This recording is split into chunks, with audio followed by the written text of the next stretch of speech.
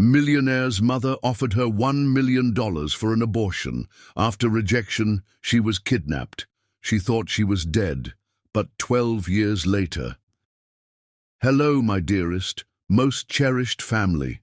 Welcome home to Mr. Peter Stories.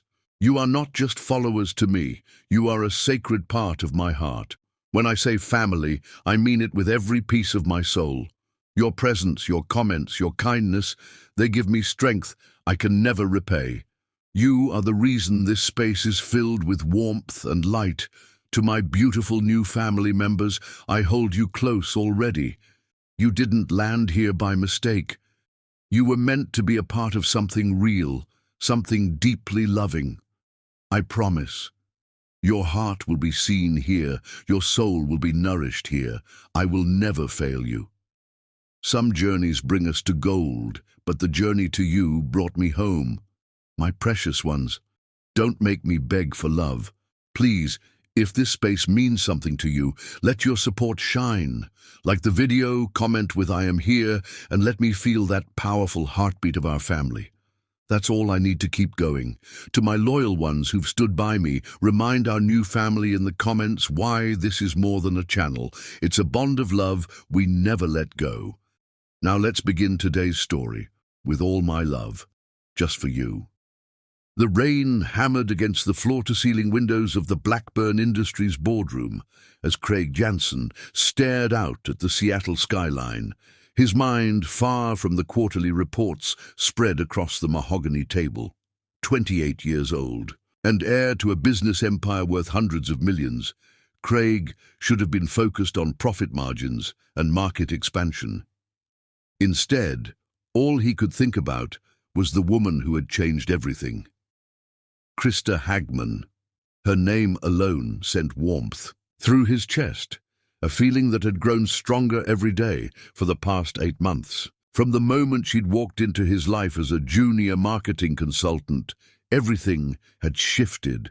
Her intelligence was razor-sharp, her laugh infectious, and her refusal to be intimidated by his family's wealth both refreshing and captivating. "Craig, are you even listening?" His mother's voice cut through his reverie like a blade.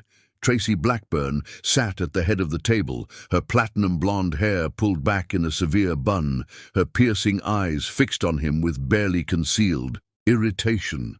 At 55, she commanded every room she entered, her presence as imposing as the diamond tennis bracelet that caught the light as she drummed her manicured fingers impatiently. "The Henderson merger requires your signature," she continued, sliding a stack of papers toward him. "This deal will expand our Pacific Northwest holdings by 30%. Craig forced himself to focus on the documents, but his phone buzzed with a text message. Despite his mother's disapproving glare, he glanced at the screen. "Missing you already. Dinner at 8? K.A. smile tugged at his lips. Krista had left the office early for a dentist appointment, and already the day felt incomplete. Without her presence, "Who is it?" Tracy's tone was sharp. "No one important," Craig lied, quickly putting his phone away. But Tracy's eyes had already narrowed. She'd built her empire by reading people, by spotting weaknesses and exploiting them. The look on her son's face told her everything she needed to know. "We need to discuss your future, Craig. Your grandfather built this company from nothing, and I've tripled its value since taking over. But legacy means nothing if there's no proper heir to continue it." Craig signed the merger documents without really reading them. "I'm here, aren't I? I'm learning the business. Learning isn't enough. You need to start thinking about marriage, about producing an heir. The Williamson girl would be perfect. Old money, good breeding, the right connections. Mother, don't mother me. You're 28 years old, and I won't have you wasting time with inappropriate relationships." The words hit their mark, and Craig's head snapped up. "What's that supposed to mean?" Tracy leaned back in her chair, studying him with the same calculating expression she used during hostile takeovers. "I'm not blind, Craig. I see how you look at that marketing girl. What's her name?" "Hagman."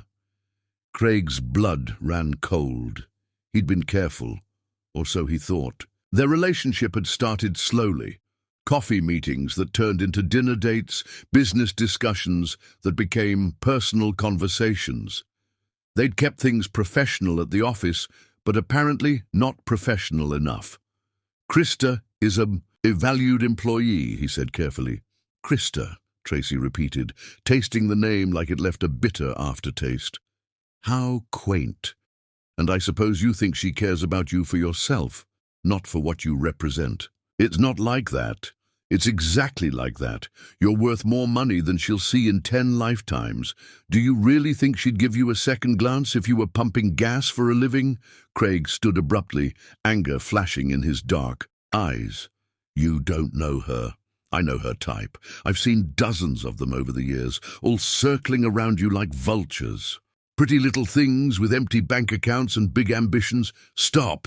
But Tracy was just getting started. She rose from her chair with predatory grace, moving around the table until she stood directly in front of her son. "She's playing you, Greg, and frankly, I'm disappointed that you're naive enough to fall for it. I love her." The words hung in the air between them like a declaration of war. Tracy's face went perfectly still, her expression shifting from irritation to something far more dangerous. "Love," she said softly. "How romantic. Tell me, does she love you enough to turn down money? Because I guarantee you, son, everyone has a price." Greg stepped closer, his voice dropping to a warning tone. "Stay away from her." "Or what? You'll choose her over your family, over everything we've built?" Tracy laughed, but there was no humor in it.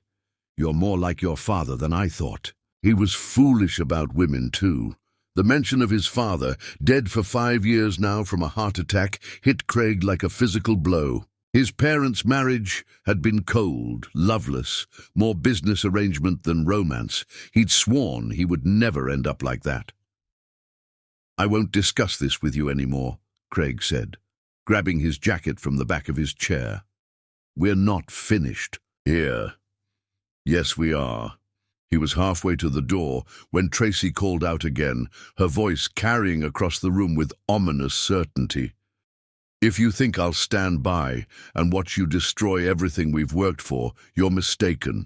I've protected this family's interests before, and I'll do it again." Craig paused at the door, looking back at his mother. For a moment, he saw past the designer clothes and expensive jewelry to something darker underneath, something that made his skin crawl. "Don't threaten me, Mother, and don't even think about threatening her." He left without another word. But Tracy's voice followed him into the hallway. "I don't make threats, darling. I make promises." 3 hours later, Craig sat across from Krista at their favorite restaurant, a small Italian place tucked away from the bustle of downtown Seattle. The warm lighting cast a golden glow across her brown skin, and her dark eyes sparkled as she told him about her day. She wore a simple black dress that probably cost less than his mother's daily spa treatments, but she looked more beautiful than any woman he'd ever seen. "You're quiet tonight," she observed, reaching across the table to touch his hand. "Everything okay?" Craig turned his palm up to catch her fingers, marveling at how perfectly they fit together. "Just work stress, nothing important." But as he looked into her trusting eyes, his mother's words echoed in his mind. "I've protected this family's interests before, and I'll do it again. Krista," he said suddenly, surprising himself. "What would you say if I told you I wanted to leave Seattle, start fresh somewhere else?" She tilted her head, studying his face. "I'd say you must have had a really bad day at the office." "Why? Are you thinking about it?" "Maybe. Would you come with me?" The question hung between them, loaded with implications. They'd been together for 8 months, but they'd never talked about the future, never made any real commitments. The intensity in Craig's voice suggested this was about more than just a career change. "Craig, what's really going on?" He wanted to tell her everything, about his mother's threats, about the pressure to marry someone appropriate, about the suffocating weight of expectations that had followed him his entire life. but looking at her worried expression, he couldn't bring himself to burden her with the full truth. "I just love you," he said instead, lifting her hand to his lips. "More than I ever thought possible." Krista's face softened, and she leaned forward to kiss him gently. "I love you too. Whatever's bothering you, we'll figure it out together." As they left the restaurant that night, Craig felt a mixture of hope and dread settling in his chest.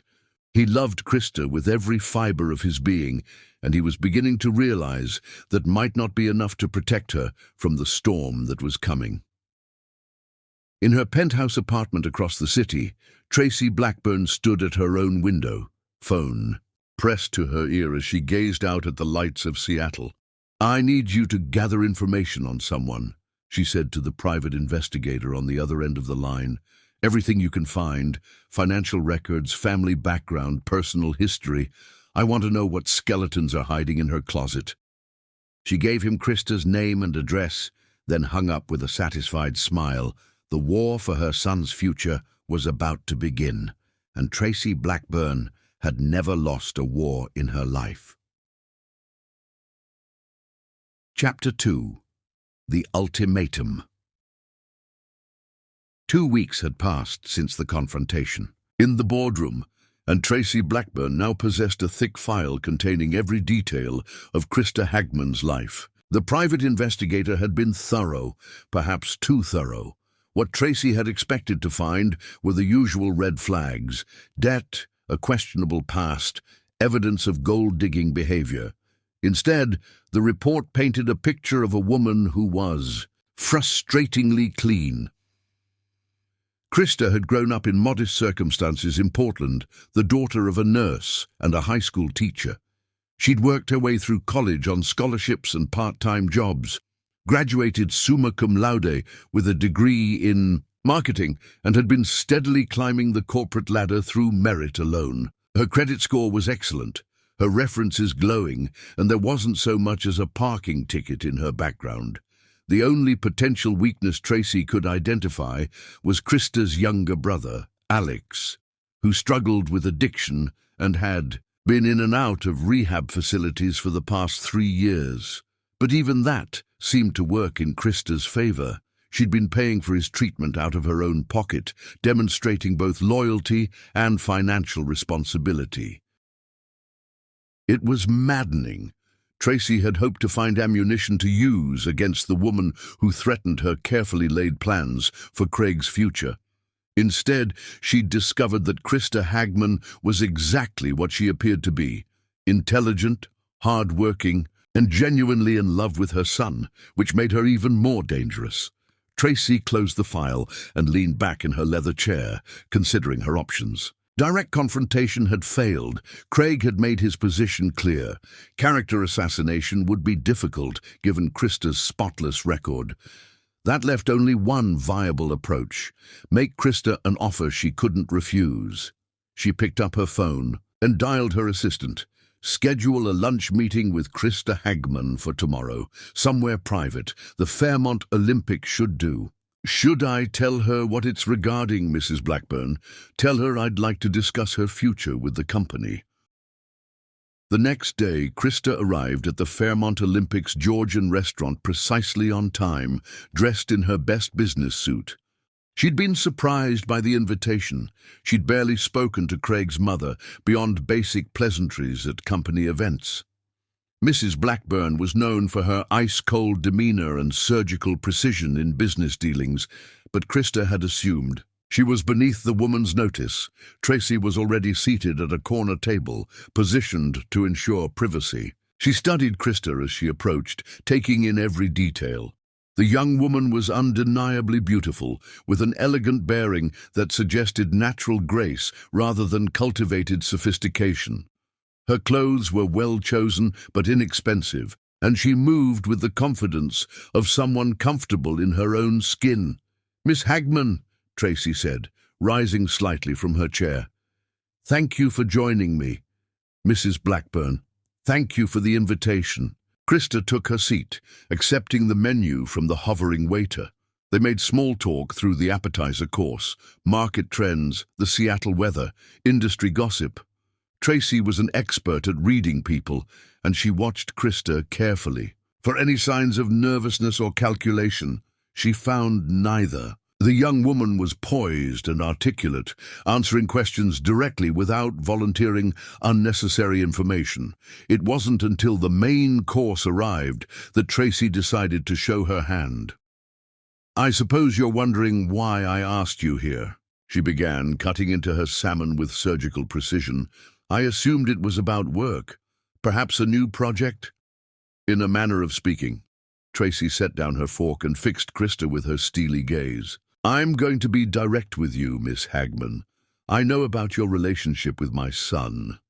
Krista's hand stilled halfway to her wine glass, but her expression remained calm. "I see. I imagine you do. You're an intelligent woman, which makes this conversation easier. You understand that Craig's position in this family comes with certain expectations, such as marriage to someone suitable, children who will carry on the family legacy, a stable foundation for the business empire we've spent generations building." Krista finally reached for her wine, taking a small sip before responding. "And you believe I'm not suitable? It's nothing personal. You seem like a lovely young woman.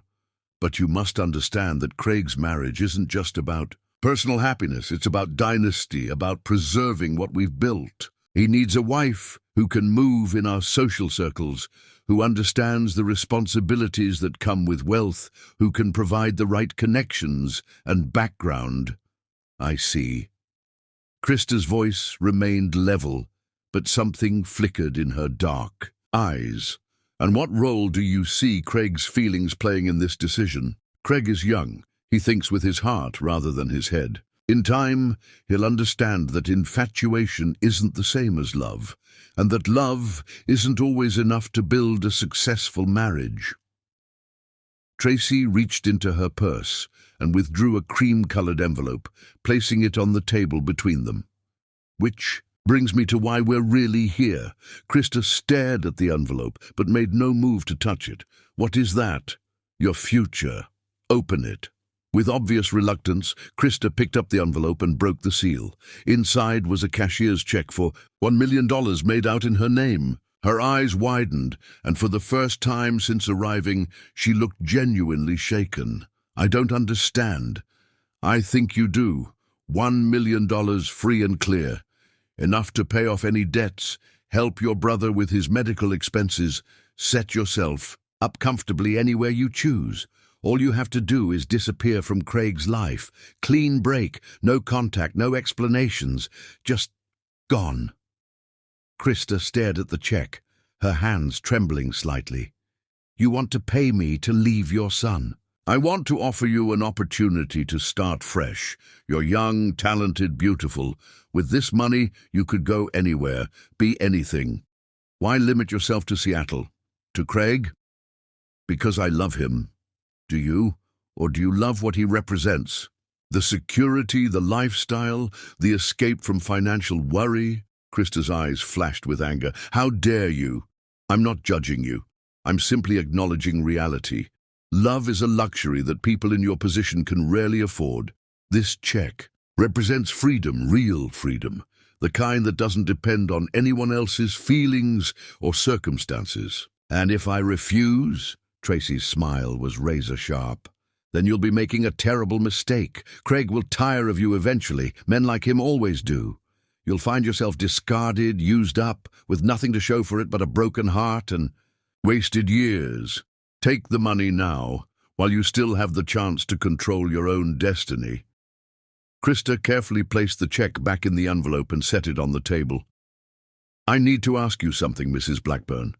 When you look at your son, do you see a person capable of making his own decisions? Do you see someone worthy of respect? I see someone who needs protection from his own naivety. And when you look at me, what do you see?"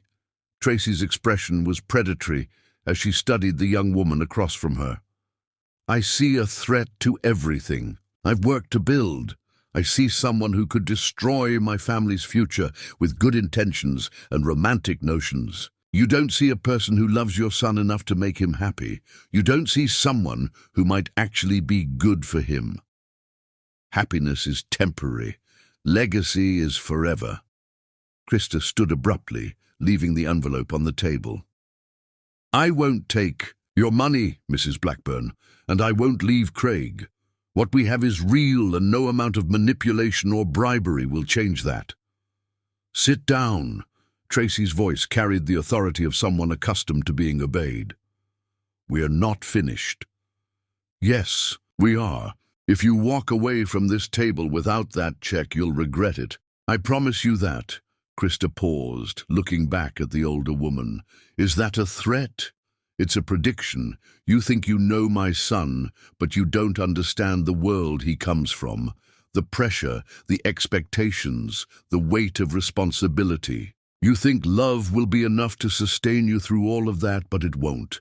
One day, you'll wake up and realize you're drowning, and there won't be anyone there to save you. Maybe, but that's my choice to make.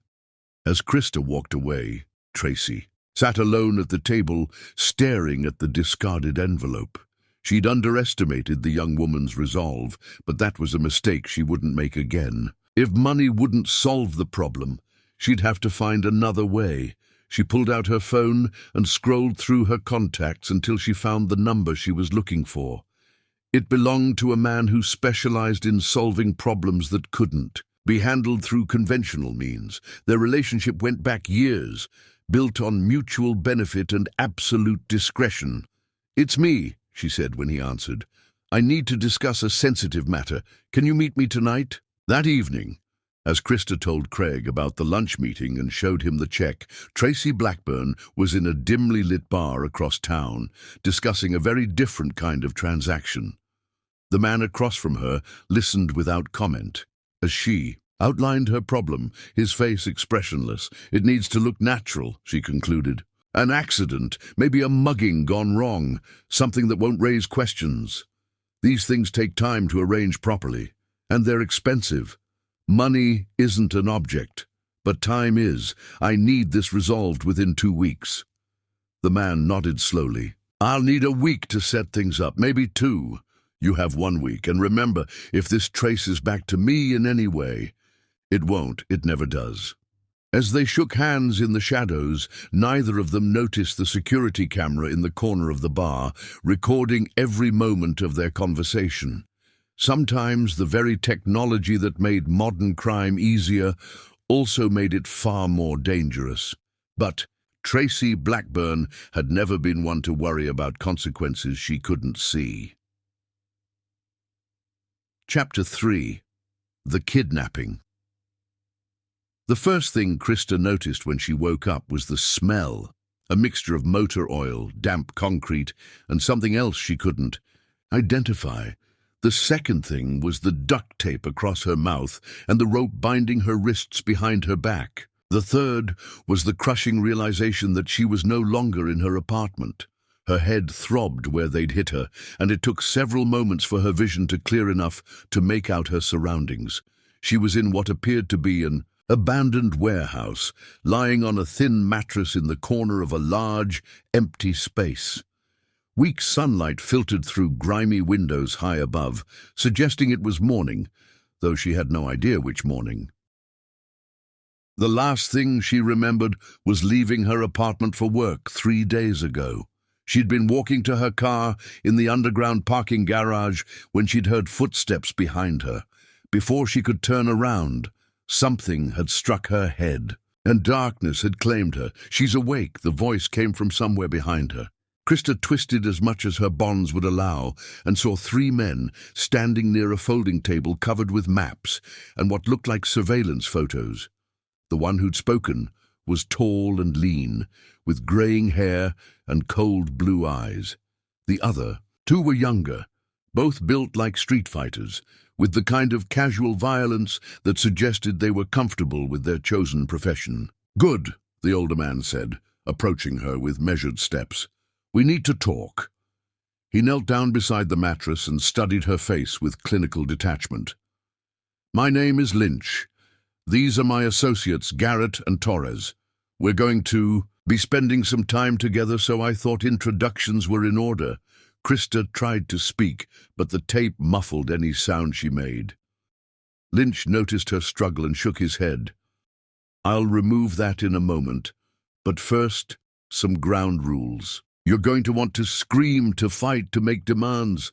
I understand that. It's natural, but it won't help you, and it will only make things more difficult for everyone involved. Do you understand? Krista nodded, her dark eyes never leaving his face. Excellent. Now, I'm going to take off the tape, and you're going to speak quietly and calmly. If you scream, it goes back on, and we'll wait another day before trying this again. Clear? Another nod. Lynch carefully peeled away the duct tape, and Krista winced as it pulled at her skin. She worked her jaw for a moment, then looked up at her captor.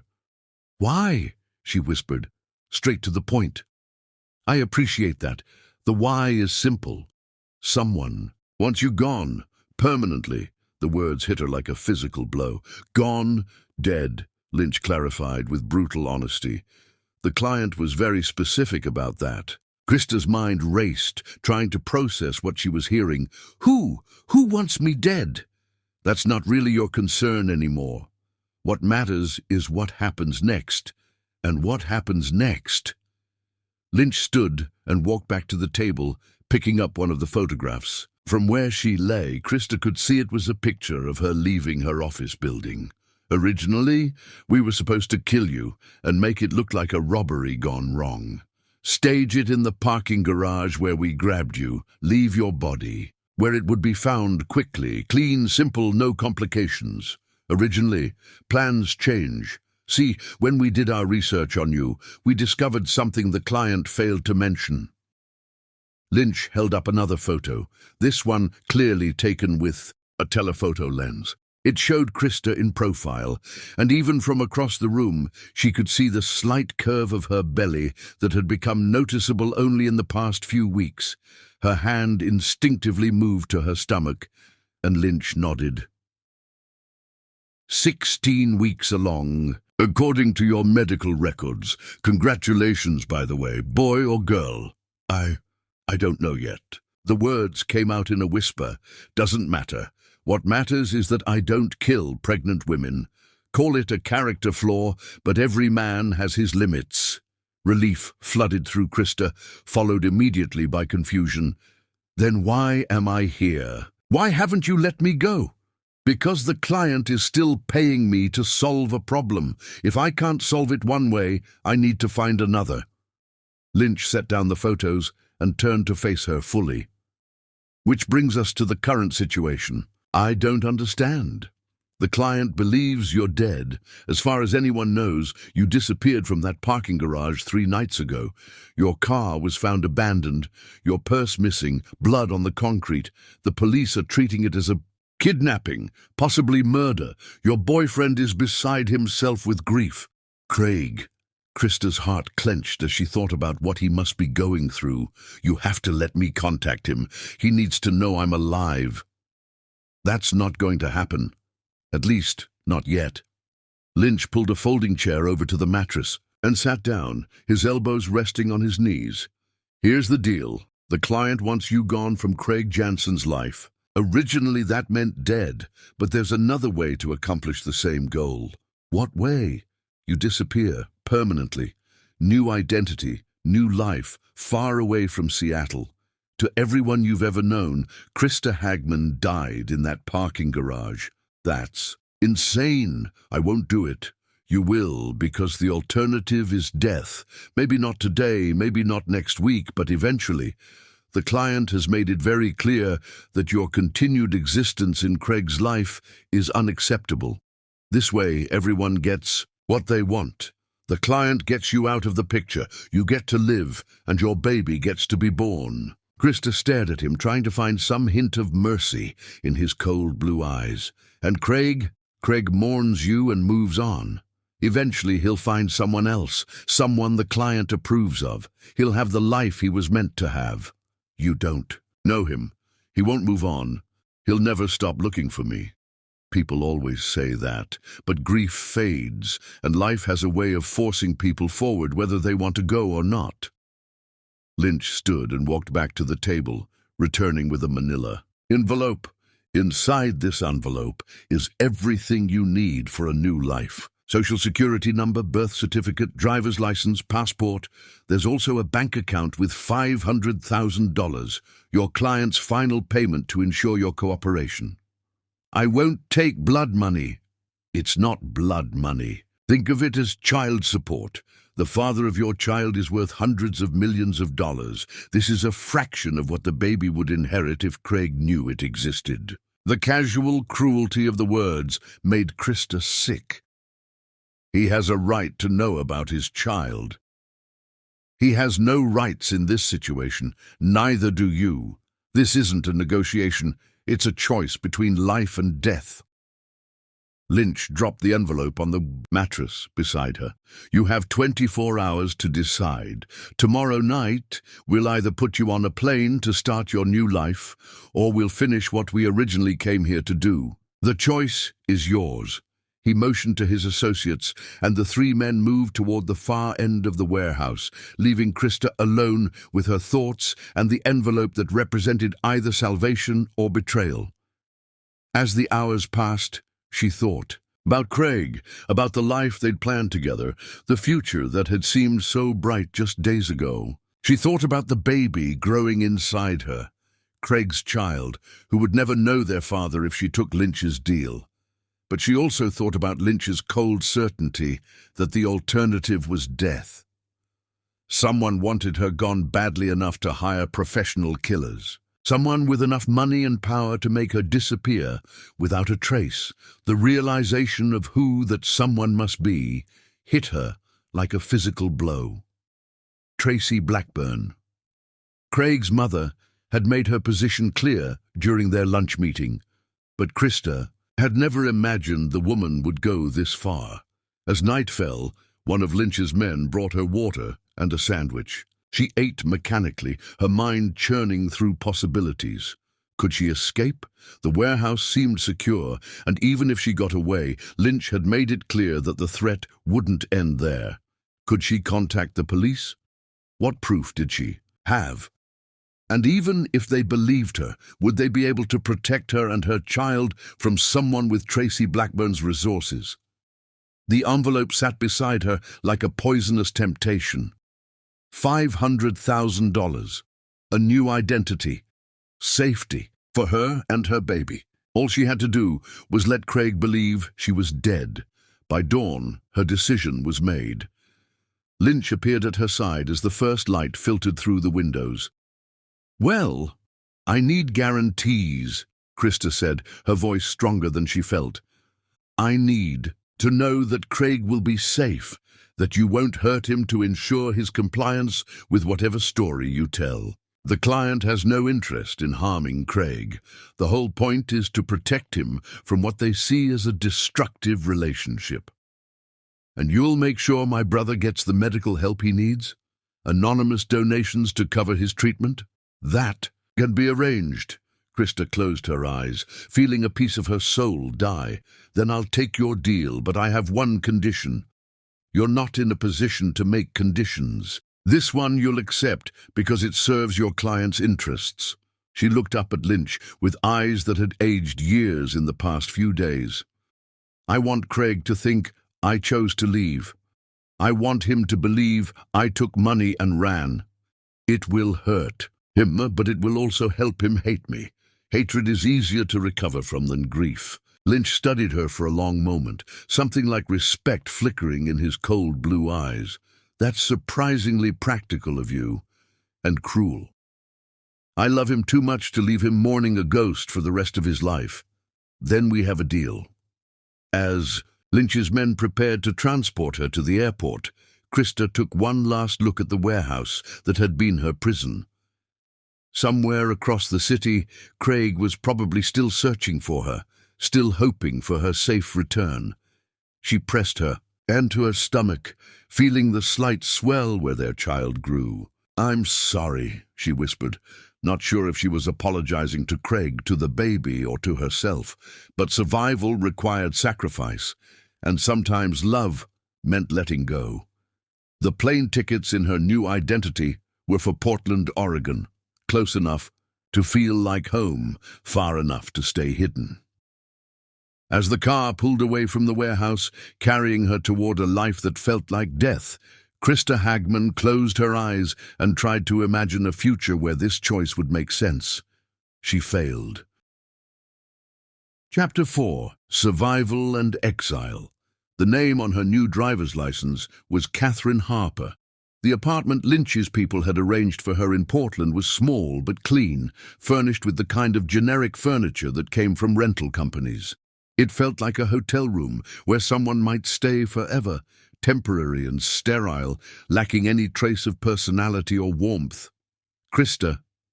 Catherine now, she had to remember that, stood at the window of her new home, watching the rain fall on unfamiliar streets. 3 weeks had passed since the warehouse, and she was still adjusting to the reality of her new existence.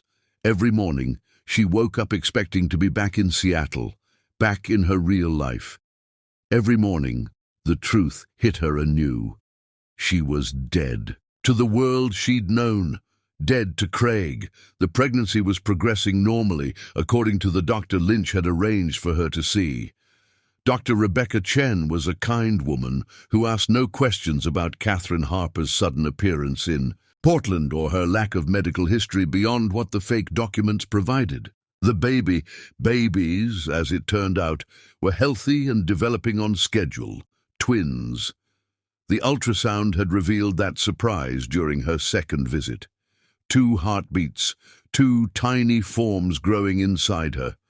Craig's children, who would never know their father's name. The irony wasn't lost on her. She'd been running from one threat to her life, only to discover she was carrying 2 lives that made her exile even more complete. There was no going back now, no way to explain a sudden reappearance after death with 2 children in tow. Lynch had been thorough in creating her new identity. Catherine Harper had a work history as a freelance graphic designer, which allowed her to work from home and avoid too many questions about her past. The bank account he'd promised was real, the money sitting there like 30 pieces of silver. She tried not to touch it at first, living off her savings, but pregnancy had its own demands, and practical concerns eventually outweighed her principles. She'd established a routine of sorts. Morning walks when the weather permitted, doctors, appointments, grocery shopping, and long hours at her computer designing logos and websites for small businesses. It was honest work that kept her mind occupied and provided enough income that she wouldn't have to rely entirely on the blood money. But the evenings were the hardest. When the work was done and the apartment fell silent, there was nothing to distract her from the magnitude of what she'd lost. She'd taken to watching the Seattle news online, hungry for any glimpse of her former life. Craig appeared occasionally in business segments, looking hollow-eyed and older than his 28 years. His mother, Tracy, was often at his side. During public appearances, her hand resting possessively on his arm. The official story of Krista Hagman's disappearance had evolved over the weeks. Initially treated as a kidnapping, it had gradually shifted to suspected murder when no ransom demands materialized. Then, 6 weeks after her disappearance, Lynch had kept his promise about making Craig hate her memory.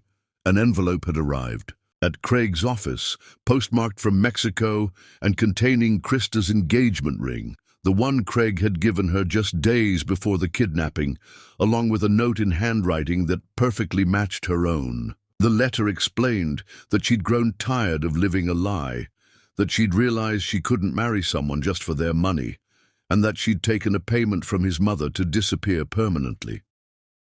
Catherine had watched Craig's press conference about the discovery with tears streaming down her face. His pain was visible even through the carefully controlled corporate demeanor, but underneath it she could see the anger beginning to take hold, the hurt of betrayal mixing with grief in a way that would poison his memories of their time together. It was exactly what she'd asked for, and it was destroying her. "I'm sorry," she whispered to the screen, her hands resting on her growing belly. "I'm so sorry. But Lynch had been right about one thing. Survival required sacrifice. The twins were moving now, little flutters that reminded her constantly that this wasn't just about her anymore. Whatever Tracy Blackburn was capable of, Catherine couldn't risk exposing her children to that threat. A knock at her door interrupted her brooding. Catherine wiped her eyes and checked the peephole, seeing a young woman about her own age holding a casserole dish and smiling uncertainly. "Hi," the woman said when Catherine opened the door. "I'm Jenny Mills from 3B. I know you've been here a few weeks and I wanted to welcome you to the building." "That's very kind of you. I'm Catherine Harper. Nice to meet you. I brought you some lasagna, my grandmother's recipe. Moving can be so stressful and I thought you might appreciate a home-cooked meal." Catherine accepted the dish gratefully, touched by the unexpected kindness. "Thank you. Would you like to come in for coffee?" Jenny's face lit up. "I'd love to." Over the next hour, Catherine learned that Jenny was a nurse at Oregon Health and Science University, originally from a small town in eastern Oregon, and possessed of the kind of warm, open personality that made instant friendship seem possible. She chatted easily about the neighborhood, recommended local businesses, and seemed genuinely interested in Catherine's story about being a freelance designer new to Portland. "Are you expecting?" Jenny asked finally, her nurse's eye having noticed what Catherine's loose clothing couldn't entirely hide. "Yes, twins, actually." "How exciting! Is your husband relocating here too?" The question was innocent enough, but it hit Catherine like a physical blow. She fumbled for an answer that wouldn't invite more questions. It's complicated. I'm doing this on my own." Jenny's expression immediately softened with sympathy. "I'm sorry, I didn't mean to pry. It's okay, it's just recent.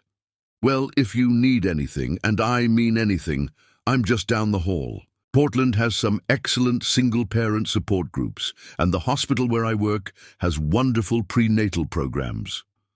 After Jenny left, Catherine sat in her empty apartment with the lasagna warming in the oven and something like hope stirring in her chest.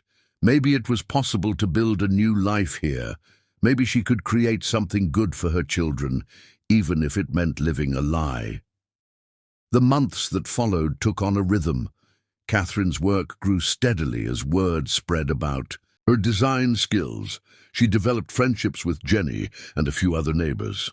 She attended prenatal classes and prepared for the arrival of the twins with a mixture of excitement and terror. But late at night, when insomnia drove her to her computer, she continued her secret vigil over Craig's life. She watched him throw himself into work with an intensity that worried her. She saw him at charity events and business conferences, always alone, always maintaining a careful distance from anyone who might threaten his emotional walls. Tracy Blackburn appeared frequently in society photographs, often accompanied by elegant young women who Catherine recognized as potential daughter-in-law candidates.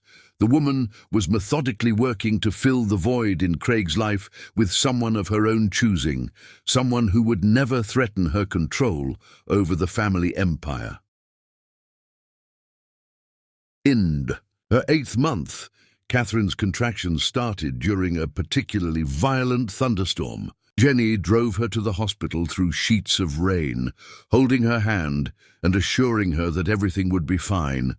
The labor was intense but manageable, and when it was over, Catherine held 2 perfect baby boys with dark hair and their father's distinctive features. She named them Daniel and Lucas, good, strong names that carried no connection to her past life. As she looked down at their sleeping faces, she made a promise that they would never suffer for the choices she'd been forced to make. "You'll never want for anything," she whispered to them. "And someday, when it's safe, maybe you'll understand why I couldn't give you the father you deserve." The first year passed in a blur of sleepless nights, first smiles, and the peculiar joy that came with watching her sons discover the world. Catherine threw herself into motherhood with fierce dedication, determined to be everything to her children that she couldn't be to Craig. She moved to a larger apartment when the boys started walking, one with a small yard where they could play safely. Her design business continued to grow, and she began to feel something like contentment, not happiness that seemed like too much to ask, but a sense that they were building something real here. Jenny had become like a sister to her, helping with babysitting and offering the kind of practical support that Catherine's fictional past couldn't provide. Other neighbors had welcomed the small family, and Daniel and Lucas were growing up surrounded by kindness. But even in this new life, Catherine remained vigilant. She varied her routines, kept an eye out for anything unusual, and maintained the careful boundaries that kept Catherine Harper separate from Krista Hagman. Lynch hadn't contacted her since delivering her to Portland, but she never forgot his warning that the threat would remain as long as Craig's mother lived. On the boy's second birthday, Catherine allowed herself a small celebration with Jenny and a few other friends from the building. As she watched Daniel and Lucas toddle around the apartment, laughing and playing with their presents, she felt a bittersweet mixture of pride and loss. They were beautiful, brilliant children who would grow up never knowing they were heirs to a fortune. They would never experience the pressure and expectations that had shaped Craig's life, but they would also never know the love of a father who would have adored them. That night, after the guests had gone home and the boys were asleep, Catherine sat at her computer and searched for Craig's name online. The first result was a business article from that morning, announcing his engagement to Amanda Whitmore, daughter of a prominent Seattle family and exactly the kind of woman Tracy would have chosen. Catherine stared at the engagement photo for a long time, memorizing Craig's face. He looked older, more serious, but there was something in his eyes that suggested he'd found a kind of peace. Amanda was beautiful in the polished way of women born to wealth, with blonde hair and a practiced smile. "I hope she makes you happy," Catherine whispered to the screen. "I hope you can love her the way you loved me."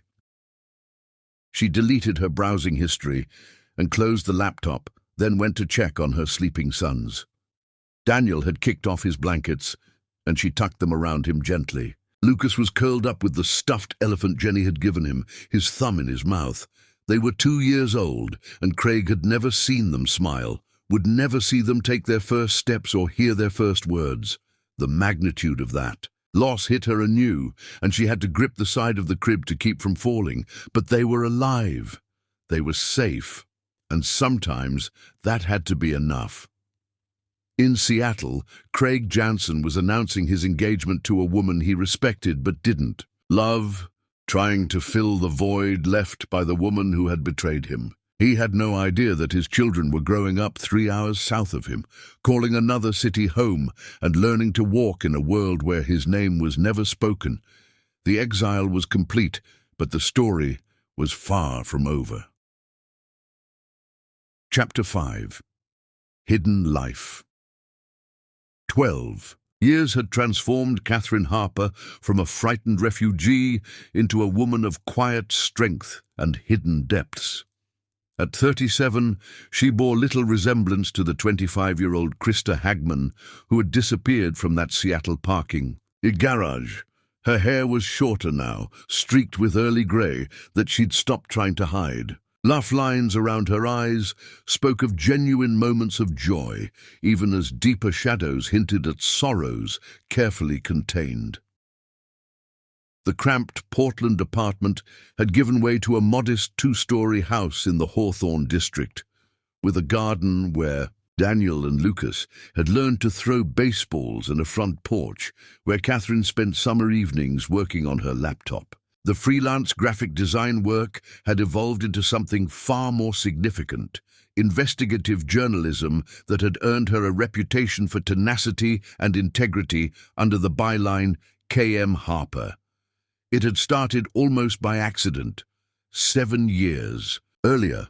While researching a design project for a local nonprofit, Catherine had stumbled across financial irregularities that suggested embezzlement.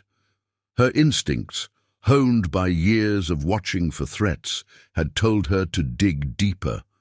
What she'd uncovered was a web of corruption involving 3 non-profits and 2 city councilmen, a story that had made the front page of the Portland Tribune and launched her transition from design work to investigative reporting. Since then, she'd built a network of sources throughout the Pacific Northwest, specializing in corporate malfeasance and political corruption. Her work had taken down a predatory lender targeting elderly homeowners, exposed safety violations at a major food processing plant, and revealed a kickback scheme involving public works contracts. She'd won 2 regional journalism awards and had been offered positions at major newspapers, all of which she'd declined to maintain the independence that kept her safe. The boys were 11 now, tall and lean, with their father's dark eyes and quick intelligence.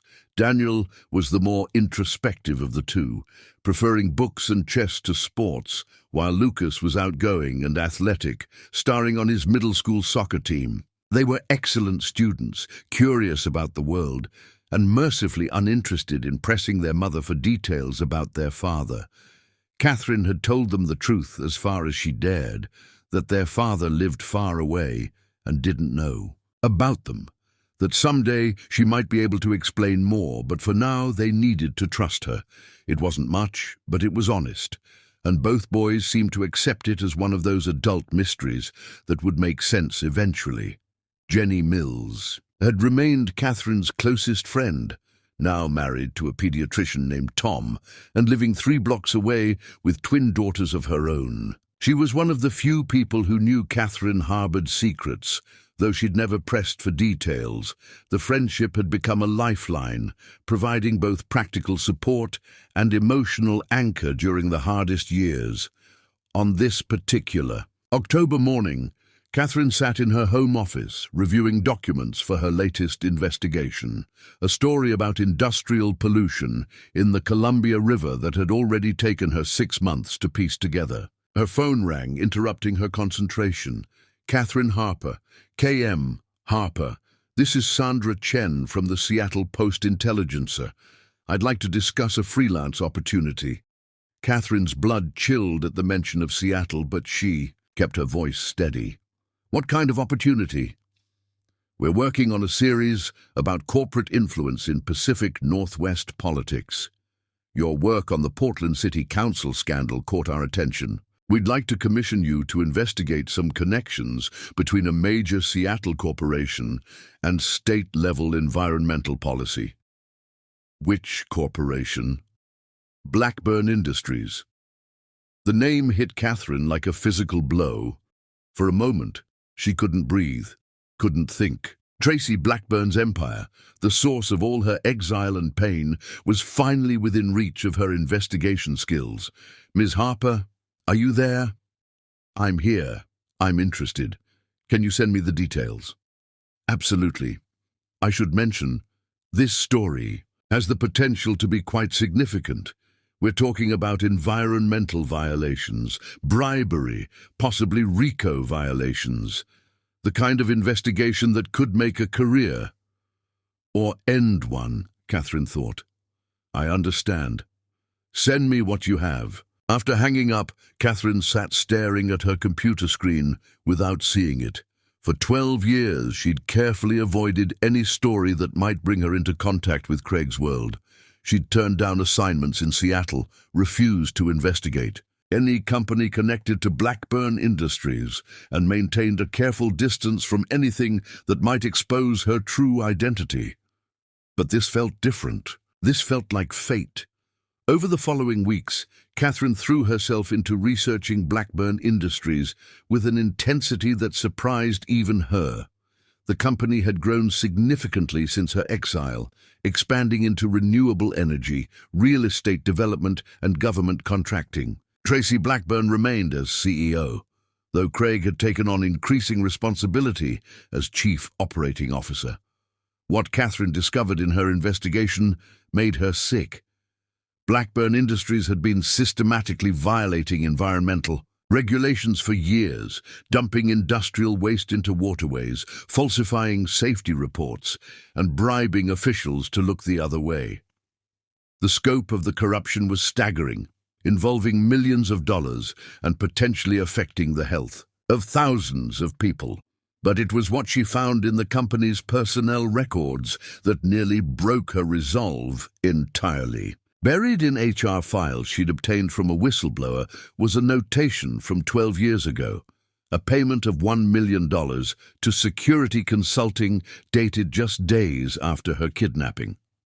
The payment had been authorized by Tracy Blackburn. Personally, Catherine stared at the document, her hands shaking. Here was proof, actual documentary evidence that Tracy had paid for her abduction. It wasn't enough to convict her in court, but it was enough to confirm what Catherine had always known in her heart.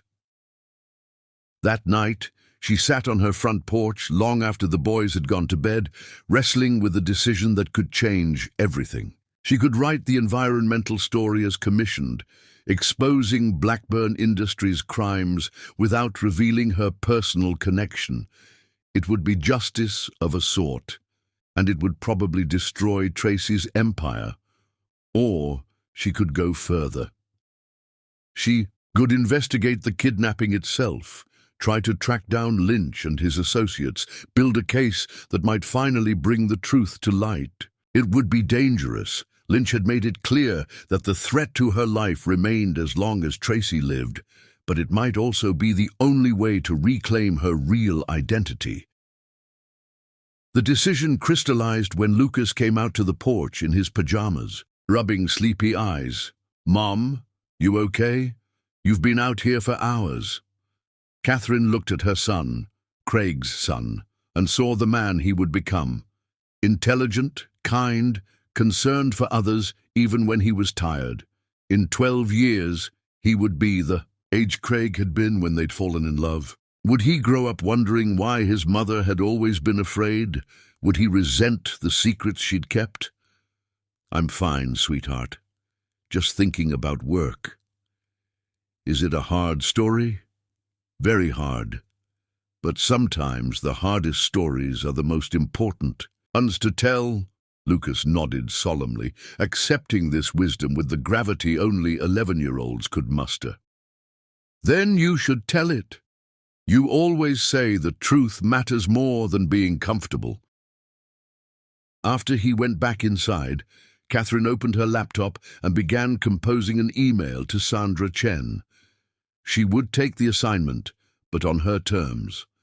She would investigate Blackburn Industries thoroughly, and she would follow the story wherever it led, even if it led back to a warehouse in Seattle and a woman who thought she'd destroyed Krista Hagman forever.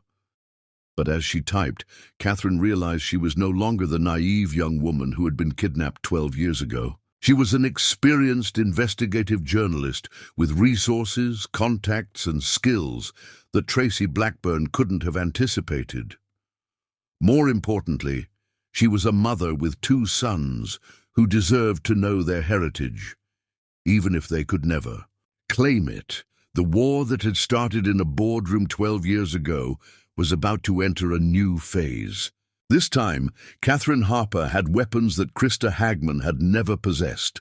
She spent the rest of the night planning her investigation, drawing up lists of sources to contact and documents to subpoena. By dawn, she had the outline of a strategy that would either vindicate her completely or get her killed. But for the first time in 12 years, Catherine felt truly alive. The truth was finally within reach, and she was done running from it. She closed the laptop and went inside to make breakfast for her sons, Craig's sons, who would wake up soon to another day in their hidden life. But if everything went according to plan, it might be one of the last days they would have to live under assumed names. The thought terrified and exhilarated her in equal measure. In Seattle, Craig Jansen was starting his own day, unaware that the woman he'd mourned for 12 years was about to walk back into his life, armed with evidence that would shatter everything he thought he knew about his family. The reunion neither of them had dared to hope for was still months away. But the first steps had already been taken. Catherine Harper was going home. Chapter 6. The Discovery. The permission slip had seemed innocent enough when Lucas brought it home 3 weeks earlier. Sunnyside Middle School was organizing a field trip to tour several Seattle businesses as part of their career exploration program. Catherine had almost said no when she saw Blackburn Industries on the list, but refusing would have required explanations she couldn't give. What she hadn't anticipated was that Craig would be the one conducting tours that day. The company's usual education coordinator was sick, and Craig had volunteered to cover the student visits personally, something he'd started doing occasionally as part of a new corporate community outreach initiative. It was the kind of public engagement that helped rehabilitate Blackburn Industries' image after several environmental lawsuits. She'd almost said no, had actually picked up a pen to mark the "student will not participate" box before stopping herself. How could she explain to Lucas why he couldn't go on a routine school trip without revealing secrets she'd spent 12 years protecting? And more practically, refusing would only draw attention she couldn't afford. So she'd signed the form and spent 3 sleepless nights hoping that the Blackburn Industries portion of the tour would be handled by middle management, that Craig would be nowhere near a group of 11-year-olds from Portland. She should have known better than to trust hope. The call came on Thursday afternoon while Catherine was researching county water quality reports at her kitchen table. Her phone displayed the school's number, and she answered with the mild concern that usually accompanied midday calls from Sunnyside. "Mrs. Harper, this is Janet Morrison, the school nurse. Lucas is fine," the woman said quickly, recognizing the panic that must have been evident in Catherine's voice. "But he's had what I can only describe as an unusual day. Could you come pick him up?" "What happened? Is he sick?" "Not sick exactly. More like overwhelmed. He keeps asking questions about genetics and inheritance patterns. Very specific questions that seem beyond normal 11-year-old curiosity." Catherine's heart hammered against her ribs. "I'll be right there." She found Lucas sitting in the nurse's office, staring at his hands with an intensity that reminded her painfully of Craig during their deepest conversations. When he looked up at her approach, she saw confusion and something else, a kind of recognition that made her knees weak. "Mom," he said quietly, "I need to ask you something, and I need you to tell me the truth." The drive home was silent, except for Lucas's periodic glances at her profile. Catherine gripped the steering wheel and tried to prepare for a conversation she'd hoped to avoid for several more years. At home, Daniel was at chess club, giving them precious privacy. They sat on the living room couch, and Lucas turned to face her fully. "At the business tour today, we went to this company called Blackburn Industries. The man who spoke to our group looked exactly like me. Exactly. Everyone noticed it." Catherine's mouth went dry. "Lucas, he had the same eyes, the same nose, even the same way of tilting his head when he's thinking.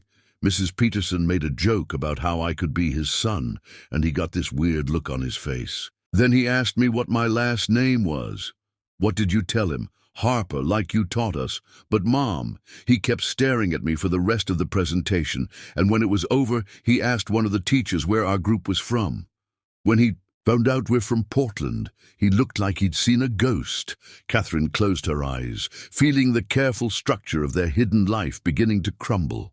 "What else happened?" "That's when I got scared and asked to go to the nurse. But I've been thinking about it all afternoon, and I keep coming back to the same thing."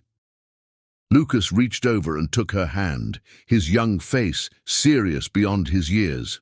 "He's our father, isn't he?" The question hung in the air between them, 12 years of careful deception dissolving in the face of one child's intuitive understanding. Catherine looked at her son, Craig's son, and realized that the time for half-truths had passed. "Yes," she whispered, "he is." Lucas nodded slowly, as if confirming something he'd already known.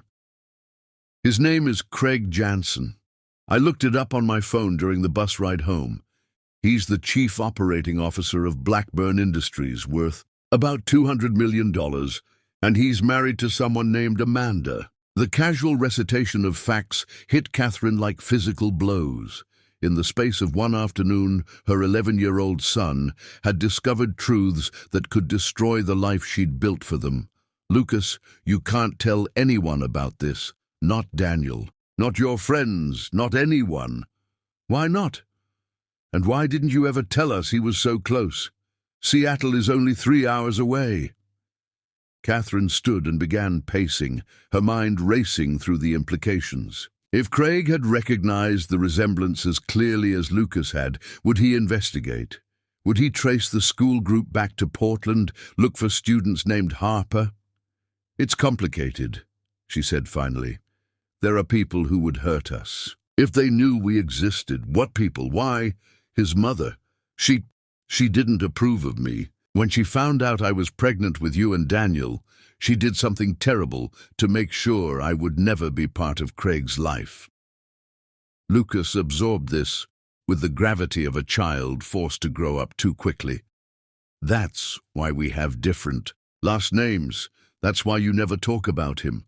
I wanted to protect you, both of you, but we're not little kids anymore, Mom. Maybe it's time to stop protecting us from the truth. The wisdom in his words made Catherine's chest tight. At 11, Lucas was already showing the kind of moral clarity that would have made Craig proud. But exposing that wisdom to Tracy Blackburn's world could destroy it. Let me think about this, she said. I need to figure out what's safe. What if he comes looking for us? The question Catherine had been avoiding crystallized into sharp focus. If Craig had recognized Lucas, if he'd made the connection between Portland and the timing, an intelligent man with unlimited resources could find them within days, then we might have to leave Portland. Leave? Lucas's voice cracked. But this is our home. All our friends are here, and Daniel's chess team and my soccer. I know this is hard, but I've kept you safe for 12 years, and I won't let anything happen to you now. That evening, after Daniel had returned from chess club and both boys were supposedly asleep, Catherine sat at her computer researching Craig's activities over the past 12 years. The marriage to Amanda Whitmore had lasted 7 years before, ending in what appeared to be an amicable divorce. There were no children from that marriage. Craig had thrown himself into expanding Blackburn Industries, while his mother gradually ceded more control to him. But it was the more recent articles that caught Catherine's attention. Over the past 2 years, Craig had been quietly funding scholarship programs for underprivileged youth and supporting investigations into corporate malfeasance. The man who had once been content to accept his inherited position was showing signs of the moral conscience that had first attracted her to him. A soft knock on her office door interrupted her research. Daniel stood in the doorway, his dark hair oozled from sleep. Lucas told me, he said simply. Catherine sighed, gesturing for him to come in. I suppose you have questions too. Just one. Daniel climbed into the chair beside her desk, his serious expression so reminiscent of Craig that her heart ached. For a moment, Catherine saw a glimpse of the man her son would become, thoughtful, principled, determined. Are you going to tell him about us? I don't know. Because I think you should. The statement surprised her. Where Lucas was impulsive and emotional, Daniel was analytical and careful. If he thought revelation was the right choice, he'd considered all the angles. Why? Because he has a right to know, and we have a right to know him. And because, Mom, you've been sad for as long as I can remember. You try to hide it, but we see it. Maybe it's time to stop being sad. Catherine pulled her younger son into her arms, marveling at the insights that came from children who saw the world without adult complications. What if knowing him puts you in danger? What if not knowing him means we never get the chance to find out who we really are? The question echoed in Catherine's mind long after she'd tucked Daniel back into bed. All night, she wrestled with possibilities and fears, trying to balance the safety she'd maintained for 12 years against the growing certainty that their hidden life was ending whether she chose it or not. By morning, she'd reached a decision. She called Sandra Chen at the Seattle Post-Intelligencer and accepted the assignment to investigate Blackburn Industries. But she also made a condition that surprised the editor. I want to interview Craig Jansen personally, not just his PR people or corporate communications team. I want to sit down with the man himself. That's ambitious. He rarely grants interviews to journalists, especially ones investigating his company. Then tell him K.M. Harper wants to discuss some inconsistencies in Blackburn's environmental reporting. Tell him it would be in his best interest to hear what I have to say. After she hung up, Catherine sat staring at her phone, knowing she'd just taken the first step toward a reunion that could either heal 12 years of wounds or destroy everything she'd built in their place. But Daniel was right. It was time to stop being sad. In Seattle, Craig Jansen was starting his day with a strange restlessness he couldn't shake. All night, he dreamed of dark eyes in a young face, of a resemblance so strong it had knocked the breath from his lungs. He'd asked his assistant to research the Portland school that had visited yesterday, but he wasn't sure what he was looking for. He only knew that something about that boy had awakened feelings he'd thought were dead and buried with Krista Hagman. The truth was reaching toward both of them now, and neither would be able to avoid it much longer. Chapter 7. The Return. Greg Jansen stood at the floor-to-ceiling windows of his 32nd floor office, watching the Seattle skyline blur in the October rain.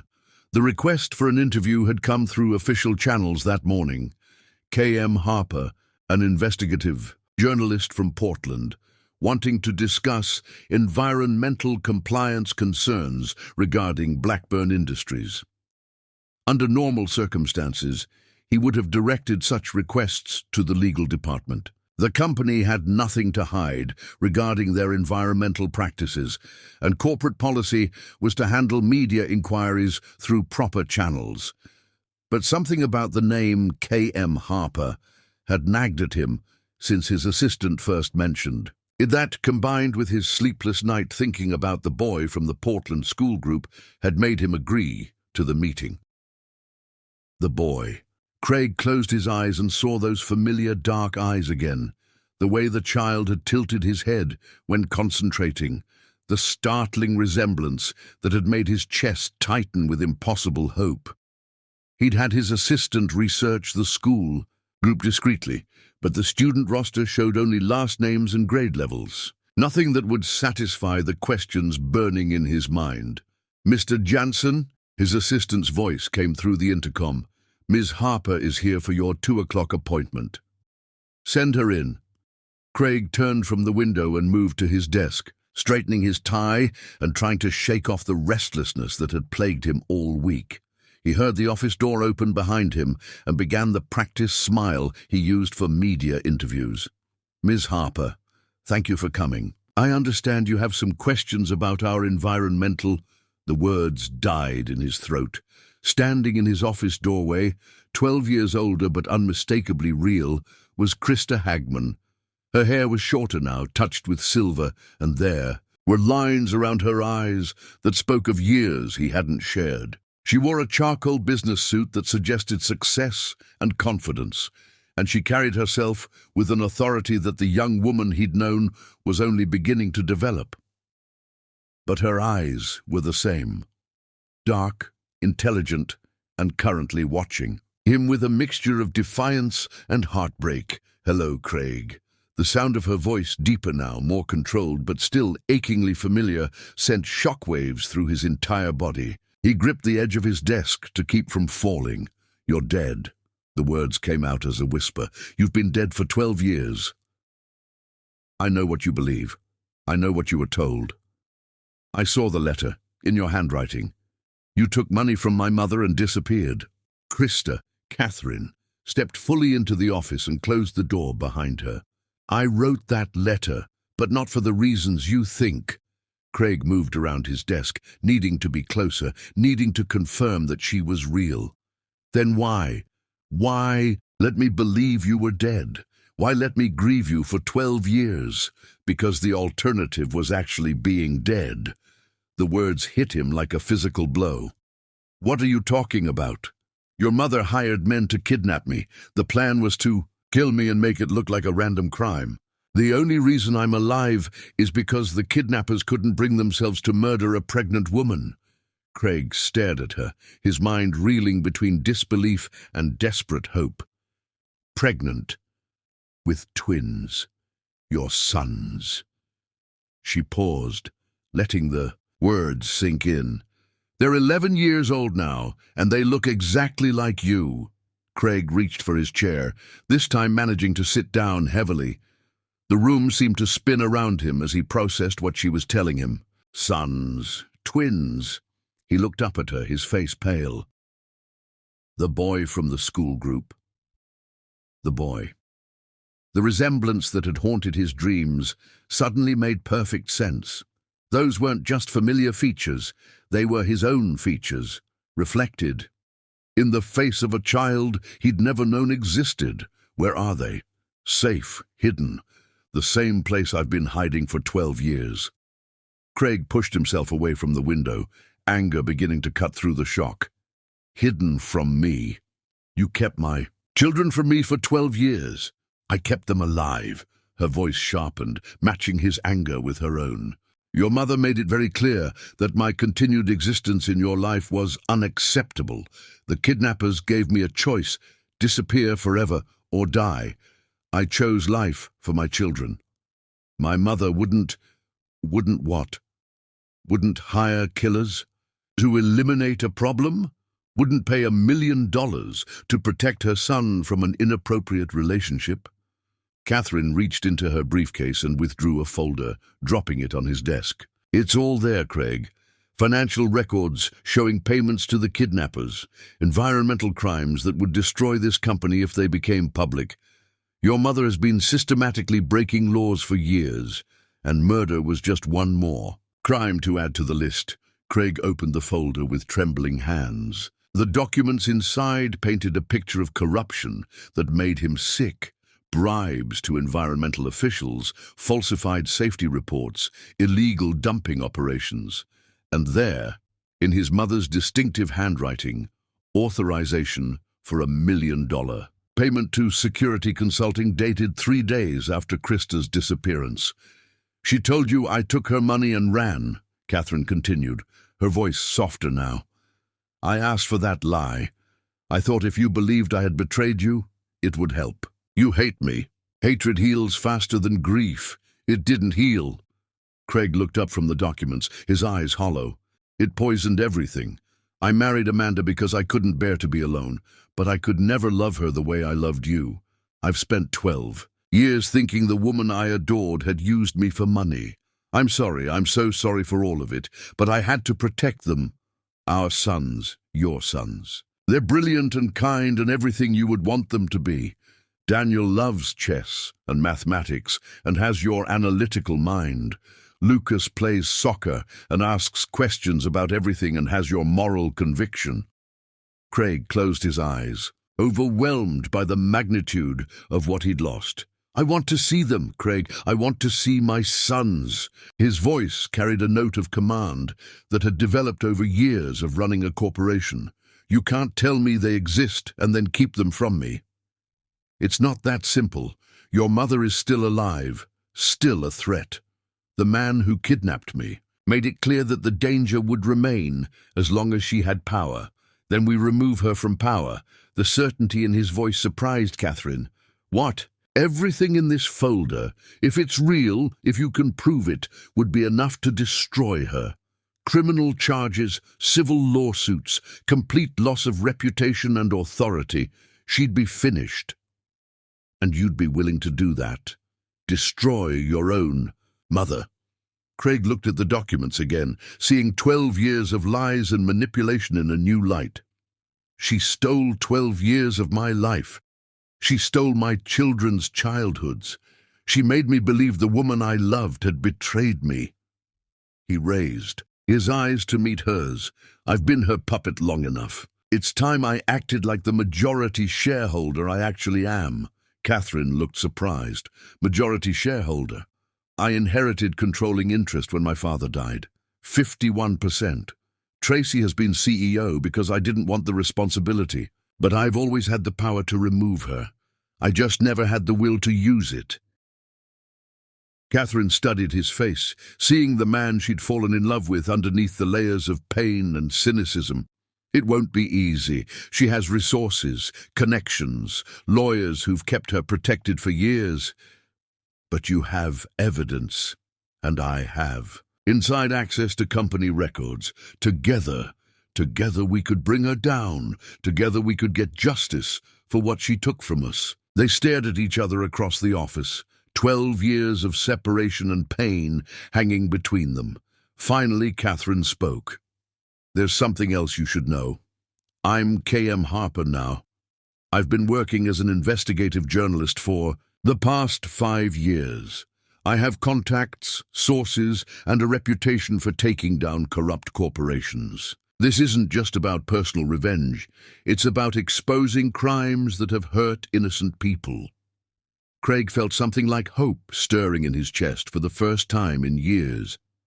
"Then let's expose them all. And after, when your mother is in prison and the company is cleaned up and the truth is finally public, what happens to us?" The question carried the weight of 12 years of lost love and impossible choices. Craig moved closer to her, close enough to see the silver threading through her dark hair, close enough to catch the faint scent of the perfume she'd always worn. "I don't know," he said honestly. "I don't know if we can go back to what we were. Too much has happened, too much time has passed, but I want to try. I want to know our sons, and I want to understand who you've become, and I want to see if there's still something left of what we had." Catherine felt tears threatening for the first time since entering his office. "It won't be simple. The boys don't know who you are yet. They're scared and confused, and they'll need time to adjust. Then we'll take time, however much they need. And if your mother tries to hurt them again, she won't get the chance." The steel in Craig's voice reminded Catherine of the man who'd stood up to his mother in that boardroom 12 years ago. "I should have protected you then. I won't make that mistake again." Catherine nodded slowly, feeling the last of her walls beginning to crumble. "Okay, but we do this carefully, methodically. Your mother is dangerous, and she's had 12 years to consolidate her power. We need to be absolutely certain before we move against her." Agreed. But Catherine, "Yes? Thank you for coming back. Thank you for giving me the chance to fix this. Thank you for wanting to." As she left his office that afternoon, Catherine felt something she hadn't experienced in 12 years. Hope for a future that included the man she'd never stopped loving. But in her penthouse across the city, Tracy Blackburn was receiving a very disturbing report from her head of security about an investigative journalist asking uncomfortable questions and a son who was behaving strangely after meeting a boy from Portland. The war, Catherine thought, she was beginning had actually been raging since the moment Lucas recognized his father, and Tracy Blackburn had never lost a war yet. Chapter 8. Gathering Storm.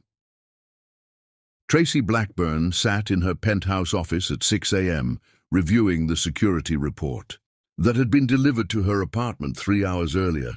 The photographs spread across her mahogany desk told a story that chilled her to the bone. Craig leaving the office building with a woman who looked remarkably like someone who was supposed to be dead. The same woman entering the offices of the Seattle Post-Intelligencer the next day, and Craig himself meeting with the company's legal team in what appeared to be an urgent consultation. She picked up one photograph and studied it closely. 12 years had changed Krista Hagman. She was older, more sophisticated, her bearing confident rather than tentative. But those eyes were unmistakable, And so was the way Craig looked at her, with the same foolish adoration that had nearly destroyed the family's empire once before. Somehow, impossibly, the dead had returned, and they were moving against her. "Marcus," she said into her phone, summoning her head of security, "I need you in my office immediately." Marcus Rivera had worked for Tracy for 8 years, ever since Lynch had disappeared while on what was supposed to be a routine intimidation job in Alaska. Marcus never asked what had happened to his predecessor, and Tracy never volunteered the information. He was younger than Lynch, more technologically sophisticated, but equally ruthless when the situation demanded it. He appeared in her office. Within 10 minutes, his expression professionally neutral as he took in the photographs. "Tell me everything," Tracy said without preamble. The woman calling herself K.M. Harper requested a meeting with Craig 3 days ago. Our monitoring of his schedule showed it as a routine media interview, but afterward, Craig immediately contacted our outside legal counsel and requested a private meeting. Yesterday, Harper was seen entering the Seattle Post-Intelligencer offices, where she spent 3 hours in what sources describe as an intensive planning session. And the connection to Portland? Harper lives there under that name. She's been working as an investigative journalist for 5 years, with a specialty in corporate malfeasance. Her work has resulted in several high-profile criminal prosecutions. Tracy absorbed this information with growing alarm. Not only had Krista survived, she'd transformed herself into exactly the kind of threat Tracy had tried to eliminate 12 years ago. "There's more," Marcus continued. "We traced Harper's address in Portland and conducted surveillance yesterday. She lives with 2 children, both approximately 11 years old, boys, twins." The words hit Tracy like a physical blow. She'd known. Krista was pregnant when she'd arranged the kidnapping, but she'd assumed that problem had been eliminated along with the woman herself. The discovery that Craig's children existed, that they'd been living 3 hours away for their entire lives, was a catastrophe of unimaginable proportions. "Photos!" Marcus slid 2 additional pictures across the desk. The boys were playing soccer in what appeared to be their backyard, their faces clearly visible. The resemblance to Craig was unmistakable. The same dark eyes, the same strong jawline, even the same way of carrying themselves. "DNA analysis would be redundant," Marcus said quietly. "There's no question of paternity." Tracy stared at the photos, her mind racing through implications and possibilities. If Craig learned about his sons, when he learned about them. Because Krista's return made that inevitable. It would change everything. Craig's sense of duty and honor would compel him to claim his children, and with them would come their mother. The woman Tracy had spent a fortune to eliminate would not only return to Craig's life, but would be protected by his love for children he'd never known existed. "Options," she said curtly. "Limited and dangerous. Harper is no longer the naive young woman we dealt with before. She's established herself professionally, has media connections, and her investigation into our environmental practices suggests she already has damaging information. Any direct action against her now would invite scrutiny we can't afford." "What about the children?" Marcus shifted uncomfortably. "Also problematic. They're enrolled in school, part of a community.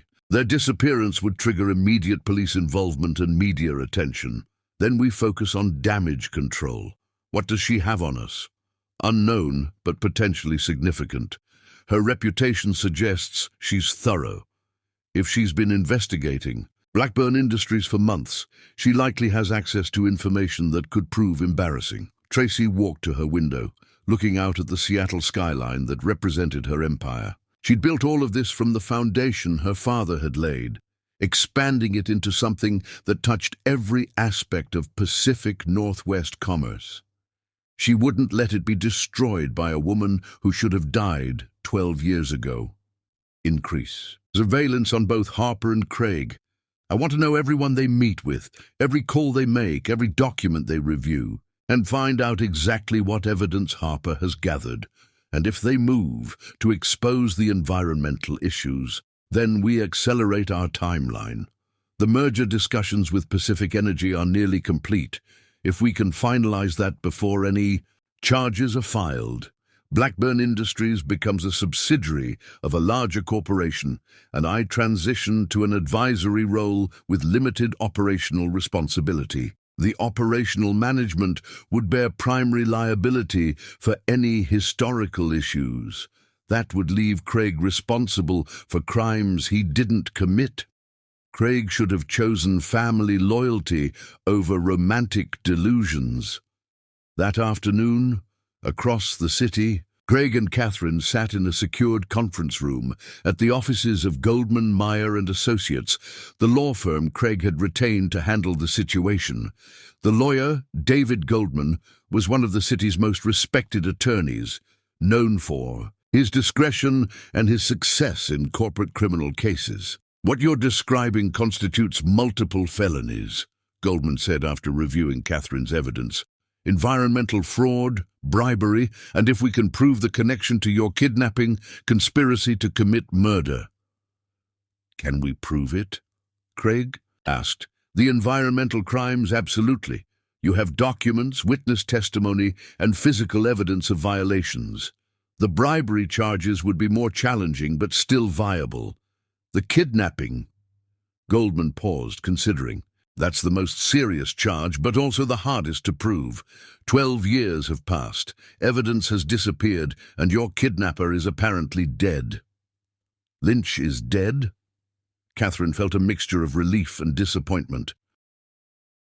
"Disappeared in Alaska 7 years ago, presumed dead, but we might not need him. If we can establish the payment trail from Blackburn Industries to the kidnapping operation, that might be sufficient." Craig leaned forward. "What's our strongest approach? Build the environmental case first. It's solid, provable, and establishes a pattern of criminal behavior. Once that's public, we can introduce the kidnapping as part of a broader pattern of using illegal means to protect corporate interests." "Timeline?" Catherine asked. 6 to 8 months to prepare the initial filing. The environmental case goes to federal prosecutors first. That's our strongest foundation. Once we have indictments on the environmental charges, we can introduce the kidnapping as part of a broader RICO case, showing a pattern of using illegal means to protect corporate interests. After leaving the law firm, Craig and Catherine drove to Portland in his car, the conversation heavy with anticipation and anxiety. It would be Craig's first meeting with his sons, and despite Catherine's preparation, neither of them knew how the boys would react. "They're nervous," Catherine warned as they pulled into her driveway. "I've explained who you are, but they're still processing everything." "I'm terrified," Craig admitted. "What if they hate me? What if they blame me for not being there?" "They won't. But they're smart kids, and they'll have questions you might not be ready to answer." The front door opened before they reached it, and Daniel appeared, his serious expression studying Craig with unmistakable curiosity. Lucas pushed past his brother, his more outgoing nature overcoming his nervousness. "You really do look like us," Lucas said without preamble. "Actually, you look like me," Craig replied, crouching down to be at eye level with both boys. You're taller than I expected." "Mum says we get that from you too," Daniel added, his analytical nature evident in the way he catalogued similarities. For the next hour, they sat in Catherine's living room, navigating the awkward territory of a first meeting. Craig answered questions about his work, his interests, and his life with the same honesty he would have shown adult strangers. The boys responded with a maturity that spoke well of Catherine's parenting, but also with the natural curiosity of children discovering a missing piece of their identity. "Why didn't you know about us?" Lucas asked finally. Craig looked at Catherine, who nodded encouragingly. "Because someone made sure I didn't know. Someone who thought you would be better off without me." "Grandmother Tracy," Daniel said with startling insight. "You know about her?" "We've been researching," Lucas said proudly. "Mom taught us how to use databases and public records. We found lots of stuff about Blackburn Industries and the family history." Catherine looked surprised. "When did you—" "While you were in Seattle yesterday," Daniel explained. "We wanted to understand what was happening." "And what did you find?" The boys exchanged a look that made Craig's chest tight with pride and concern. "We found articles about environmental violations and lawsuits," Daniel said. "And we found some stuff about payments to weird companies that don't seem to do anything real." "Shell companies," Lucas added helpfully. "We looked that up." Craig stared at his sons, brilliant, resourceful children who had inherited not just his appearance but his intellect and determination. "What else?" "We found something about the bar where Grandmother Tracy met with the man who kidnapped Mom, but we need help getting the actual footage." Daniel pulled out a tablet showing a news article. "The Anchor Bar on Pine Street was mentioned in an old police report we found online. Mom taught us how to research public records, but the security footage would need a court order or something." The grainy black and white footage showed Tracy sitting across from a man in a dimly lit booth. The audio was poor, but certain words were clearly audible. Natural, accident, expensive, and most damning of all, it never does. "How did you—" Catherine began. "Lucas is really good with computers," Daniel said proudly. "And I'm good at finding patterns in data. Together we're basically unstoppable." Craig looked at Catherine, seeing his own amazement reflected in her eyes. Their 11-year-old sons had just uncovered evidence that could destroy Tracy Blackburn. "Completely. We need to call Goldman immediately," he said. But even as they made plans to turn over the footage to the attorney, none of them noticed the van parked across the street or the telephoto lens aimed at Catherine's living room windows. Tracy Blackburn was about to discover that her grandsons were every bit as dangerous as their parents. Chapter 9: Justice and Revelation. The story broke on a Tuesday morning in November, sending shockwaves through Seattle's business community and beyond. The Seattle Post-Intelligence's front page featured a photograph of Blackburn Industries, headquarters under the headline, "Empire of Corruption, Inside the Environmental Crimes and Cover-Ups at Blackburn Industries." Catherine's byline appeared beneath the headline as K.M. Harper, the professional name she'd built her journalism career under, marking her return to the world she'd been forced to abandon 12 years earlier. The article was devastating in its thoroughness, documenting years of illegal dumping, falsified safety reports, and systematic bribery of environmental officials. But it was the sidebar story that truly captured public attention. The kidnapping cover-up, how a corporate dynasty used murder to silence opposition. By noon, Blackburn Industries' stock had dropped 30%.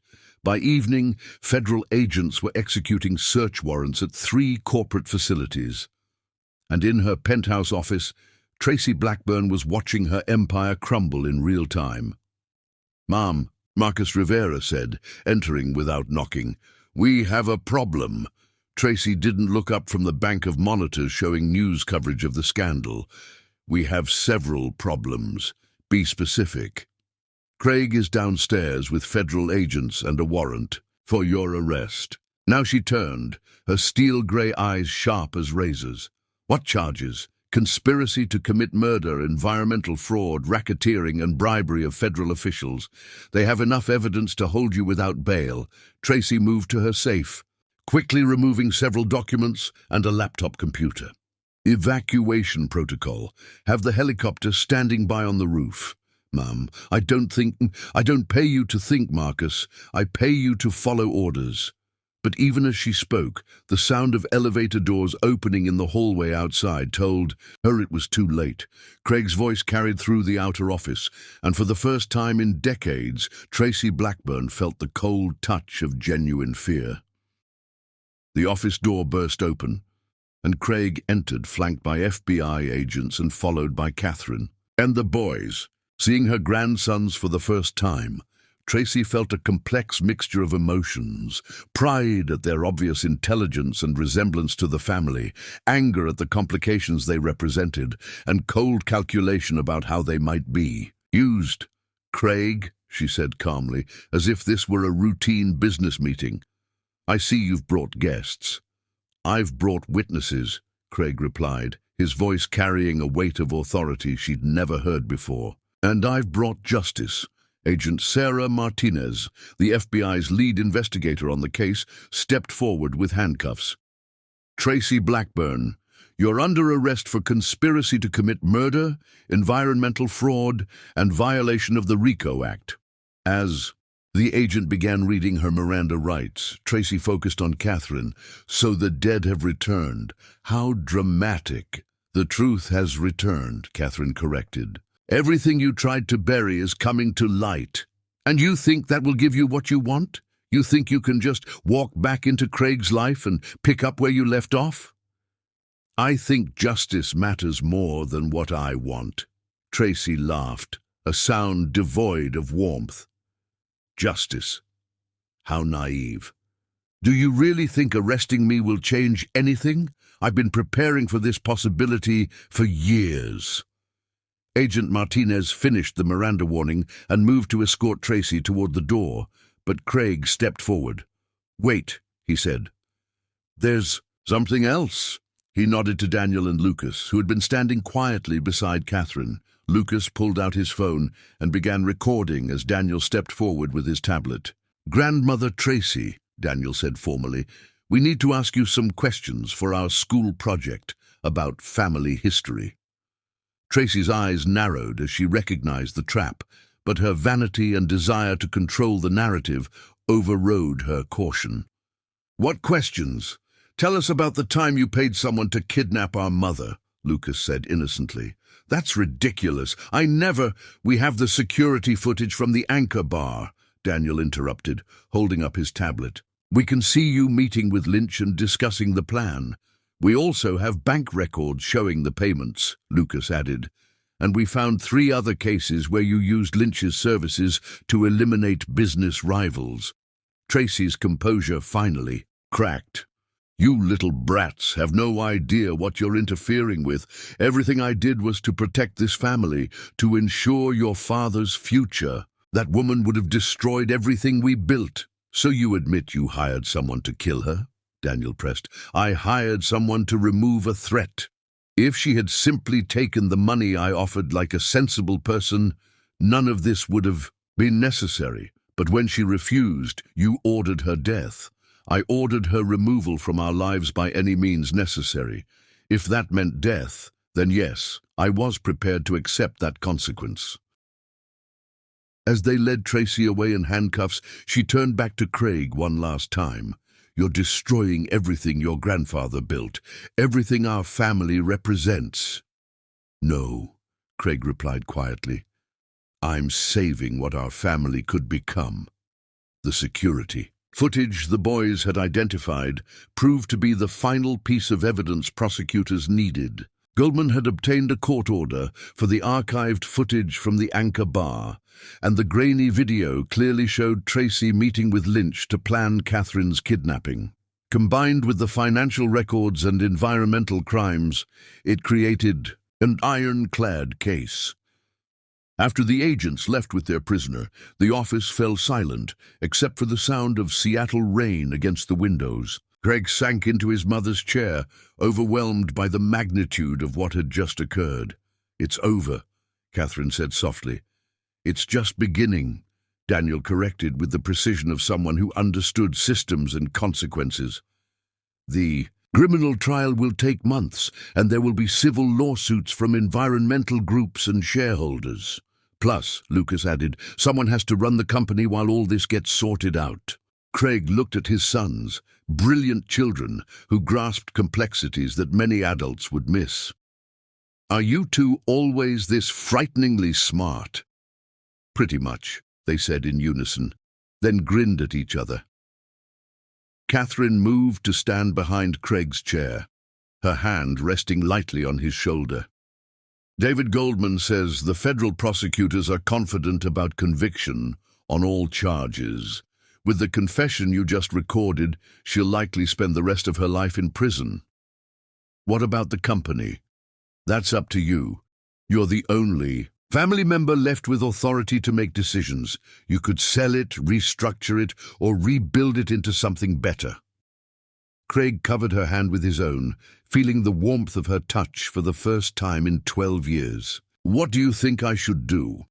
I think you should follow your conscience. You always did have a better moral compass than you gave yourself credit for.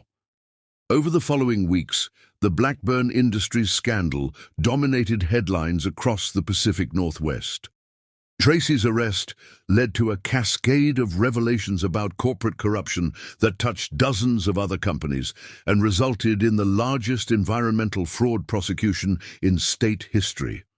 The boys returned to school in Portland as local celebrities, having become the youngest people ever to assist in a federal criminal investigation.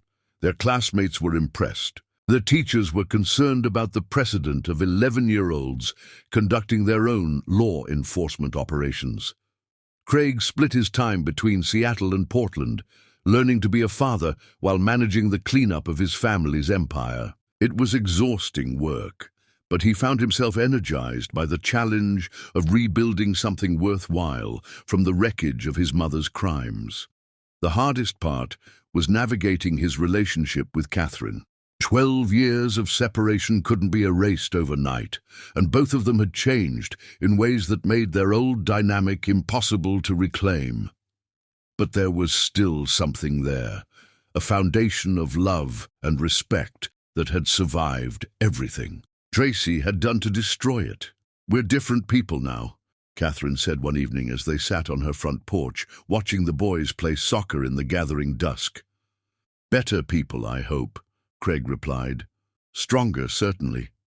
But Craig, I need you to understand that I'm not the same woman who disappeared 12 years ago. I've built a life here, a career, an identity that doesn't depend on anyone else. If we're going to make this work, it has to be as equals. I wouldn't want it any other way. And the boys, they're not going to just accept you as their father. Because of biology, you'll have to earn that relationship." Craig watched Lucas execute a perfect penalty kick while Daniel cheered from the goal. "I understand, and I'm prepared to do whatever it takes." The sound of an approaching car interrupted their conversation. Agent Martinez climbed out, her expression serious, but not alarming. "Evening, folks. Sorry to interrupt, but I wanted to give you an update on the case." "Did she take a plea deal?" Catherine asked. "Quite the opposite. She's demanding a trial and claiming everything she did was justified to protect her family's interests. Her lawyers are arguing temporary insanity brought on by the stress of protecting her son from an inappropriate relationship." Craig snorted.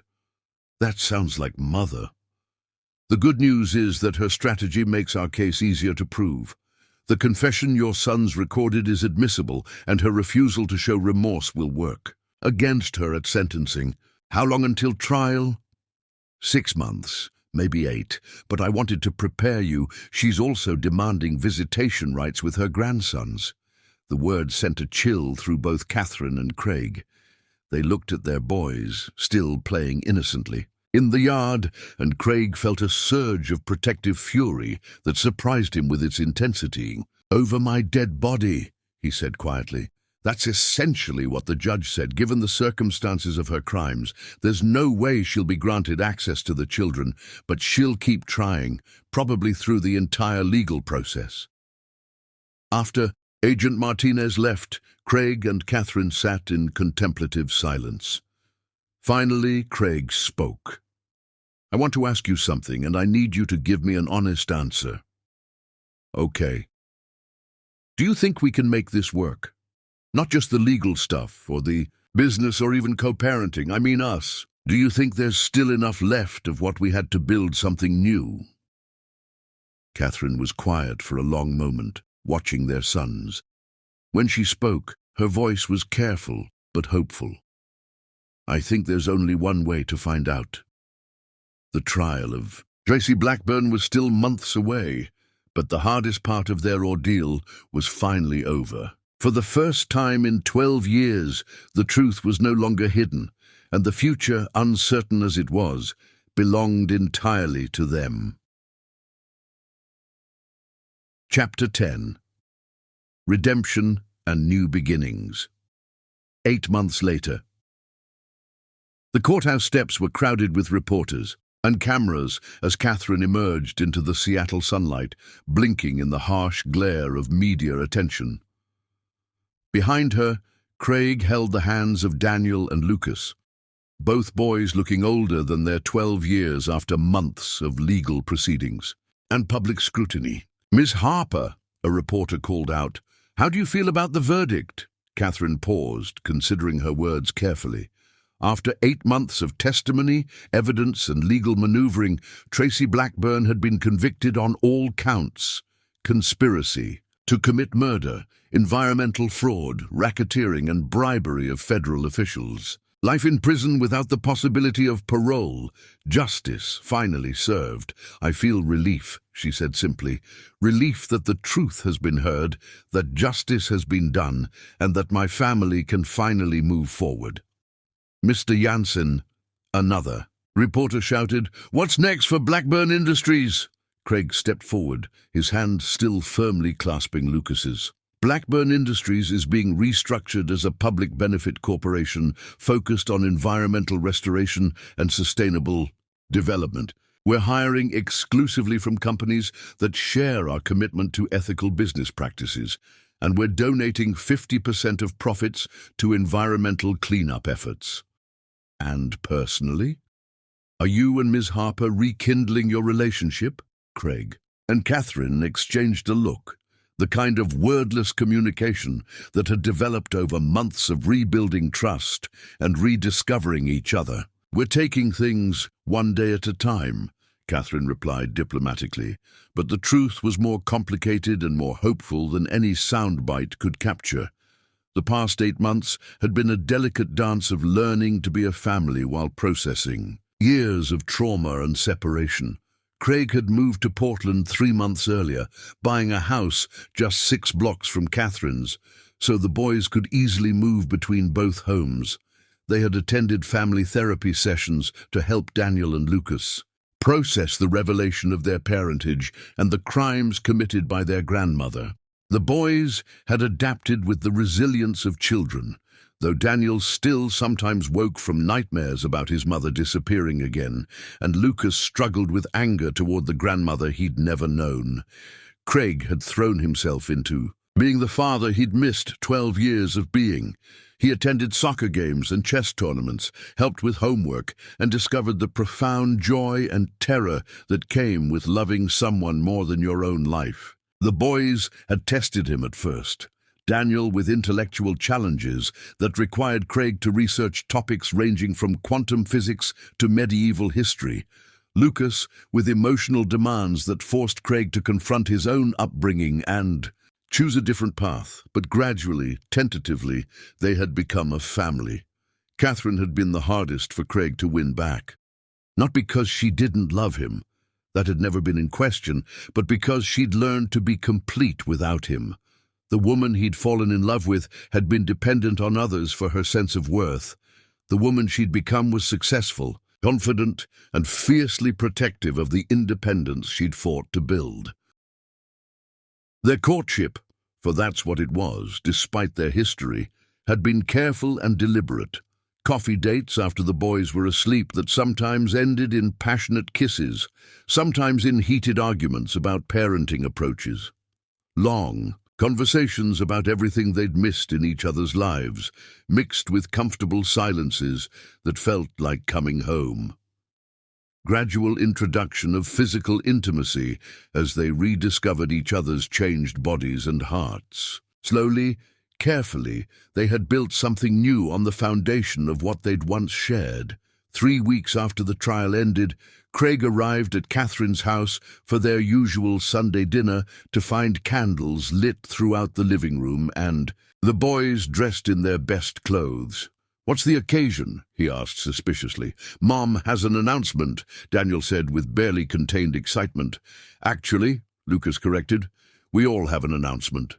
Catherine emerged from the kitchen wearing the blue dress Craig had bought her for their first public appearance together since her return. She looked nervous and beautiful, and determined all at once. "Sit down," she said, gesturing to the couch. Craig obeyed, his heart hammering with anticipation and fear. "Catherine, if this is about us moving too fast, it's not." She took a deep breath. "Craig, 8 months ago, you asked me if I thought we could make this work, if there was enough left of what we had to build something new. I remember. I told you there was only one way to find out, and I think we've found out." She moved to sit beside him on the couch, taking his hands in hers. "I love you. Not the way I loved you 12 years ago. That was young love, passionate but untested. I love you the way a woman loves a man she's seen face the worst and choose to be better. I love your stubbornness and your integrity and the way you never gave up hoping for something most people would have declared impossible." Craig felt his throat tighten with emotion. "Catherine, I'm not finished. I love the father you've become to our sons, and I love the man you're becoming as you rebuild your family's legacy into something honorable.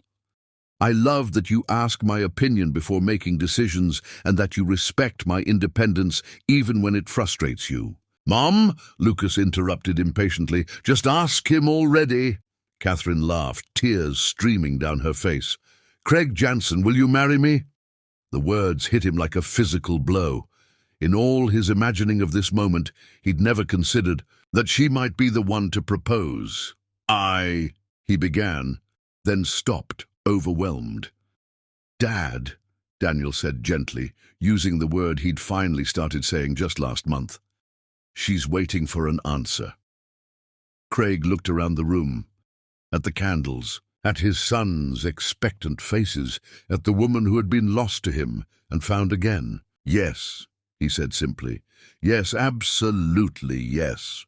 Catherine launched herself into his arms, and the boys cheered as if their favorite team had just won the championship. For several minutes, the living room was chaos, hugging and laughing and tears, and excited chatter about wedding plans and moving arrangements. Finally, Craig pulled back to look at Catherine's face. "I have to ask, why did you propose to me instead of waiting for me to ask you? Because I spent 12 years waiting for my life to begin again. I'm done waiting for other people to make the first move. Fair enough. But I have a condition." "Oh?" Craig reached into his pocket and withdrew a small velvet box. "I still get to give you this." Catherine stared at the box, recognizing it immediately. "That's the ring I gave you 12 years ago. I bought it back from the police evidence storage after the trial. It seemed like it belonged with you." With trembling fingers, Catherine opened the box to reveal the simple solitaire diamond Craig had chosen with such care all those years ago. It looked smaller than she remembered, but infinitely more precious. "It's perfect," she whispered. Craig slipped the ring onto her finger, and for a moment, time collapsed. They were 25 and 28 again, young and naive, and completely in love. But they were also older and wiser, scarred by experience but strengthened by survival. "I have one more condition," Craig said. "Name it. I want us to renew our vows in front of everyone. No hiding, no secrets, no compromise. I want the whole world to know that I'm marrying Catherine Harper, the investigative journalist who brought down Blackburn Industries and saved my soul in the process. And I want everyone to know that I'm marrying Craig Jansen, the man who chose love and justice over loyalty to corruption. Even if it means dealing with more media attention. Especially if it means that. Our story is public now anyway. Might as well control how it ends." The wedding took place 3 months later in Catherine's backyard, transformed by strings of lights and flowers into something magical. The guest list was small but meaningful. Jenny and her family, David Goldman and his wife, Agent Martinez, several colleagues from Catherine's journalism career, and Craig's few remaining friends who had supported him through the scandal.